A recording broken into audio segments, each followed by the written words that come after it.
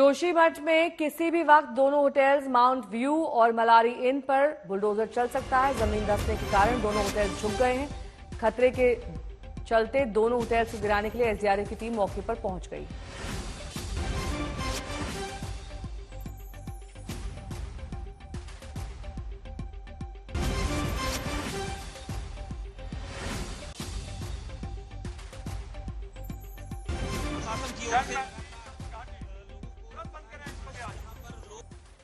आप लोग तुरंत इस जगह को छोड़ दें। आप लोग भी से हाथ बंद रखें और छोड़ दें।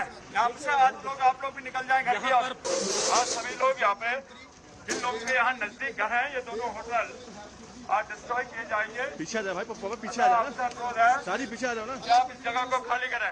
आप लोग इस घर को बने हुए 2 महीना भी नहीं हुआ है। 2 महीने पहले ही बिंदु और उनके जानने वाले जो परिवार के लोग हैं वो यहाँ पर आए थे। अब जोशीमठ में जो तबाही आई है उसकी चपेट में ये वो नया घर भी आया है। सिर्फ खून पसीना ही नहीं, मेहनत की कमाई ही नहीं, बल्कि घर बनता है भावनाओं से। अब वो घर जब टूटा है, पीछे जो है दरारें पड़ी हैं, उन दरारों के साथ इस घर में खतरा इसलिए आया है क्योंकि ये पूरा वही इलाका है जो खतरे के जोन में जिसको घोषित किया गया है। अब नीचे देखिए दरारें जो खिसक रही हैं, तो अब इस घर में भी रहना मुश्किल है। यहाँ आप रह नहीं सकती। बिंदु और उनकी बहन, ये परिवार बचपन जिनका यहाँ बीता, इस घर में पहले कच्चा मकान हुआ करता था, आज वो आखिरी बार इस घर को देखने आई हैं। यूं तो तैयारी थी कि परिवार एक साथ रहता, एक साथ समय बिताते, लेकिन आप देख रहे हैं कि जोशीमठ में क्या हुआ है, कैसे इस आपदा ने सब कुछ उजाड़ दिया है, बर्बाद कर दिया है। इस शहर में कुछ बचा नहीं है। अब आप देखिए घर के अंदर जाने का हिस्सा नहीं, सामान ज्यादातर जा चुका है। अब घर के साथ साथ यहाँ पर एक आंगनवाड़ी केंद्र भी था। दरअसल ये बच्चे यहाँ पर करीबन 10-12 बच्चे थे जो यहाँ पढ़ने आते थे घर के बाहर।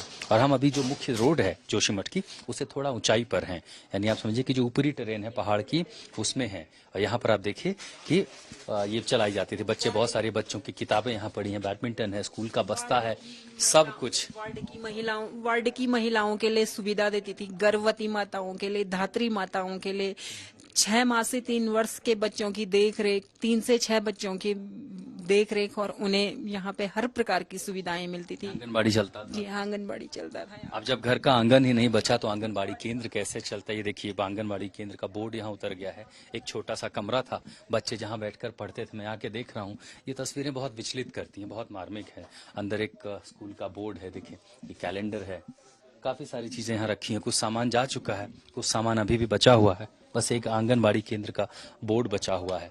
जाहिर है यहाँ के जब उन परिवारों को जब यहाँ से जाना होगा तो फिर कहीं नया आशियाना बसेगा, फिर कहीं नया स्कूल बनेगा, लेकिन जो भावनाएं होती हैं वो परेशान करती हैं। बिंदु जी, जिस आंगन में आप लोग खेले थे, जहाँ बचपन बीता, तब तो छोटा घर होता था कच्चा, ये घर बन के तैयार था। कितनी खुशी थी कि अब यहाँ रहने आएंगे पूरा परिवार? हमें बहुत खुशी हुई। हमारे भाइयों ने पक्की मकान बना दी। हम आएंगे, रहेंगे, खाएंगे, पिएंगे, इधर नरसिंह मंदिर जाएंगे, घूमने बद्रीनाथ जाएंगे। तो अब क्या लेके जाएंगे हम?